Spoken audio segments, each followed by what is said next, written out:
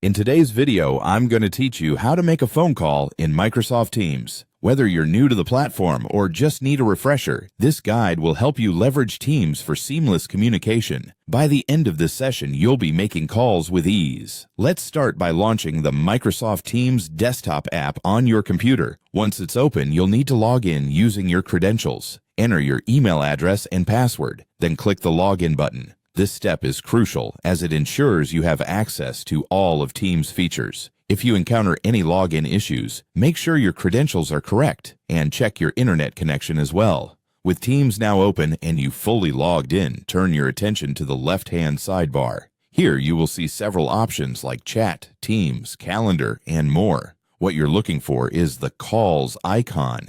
It might look like a little phone or simply say Calls. Click on it to move to the next step. Now that you're in the Calls section, you have a couple of options to proceed. You can either dial a number directly if you have it handy, or you can search for a contact within your organization. If you're opting to dial a number, there's a dial pad on the screen where you can enter the digits. Alternatively, if you're searching for a contact, use the search bar at the top to type in the name. Once the name appears, click on it to select that contact. With the number dialed or the contact selected, you're ready to make the call. Look for the call button. It's usually green or has a phone icon. Click this button to initiate the call. Now you'll hear the phone ringing, and if the person on the other end picks up, your call is successfully connected. Make sure to speak clearly to ensure smooth communication. After your conversation is over, it's time to hang up. Locate the red hang up button on your screen. It's typically at the bottom and looks like a red phone receiver. Click this button to end the call promptly. Ending the call with the red button ensures the line is cleared and ready for your next communication. Following these steps can help make your experience with Microsoft Teams more efficient and effective. Whether you're making business-related calls or checking in with a colleague, these tools are at your fingertips.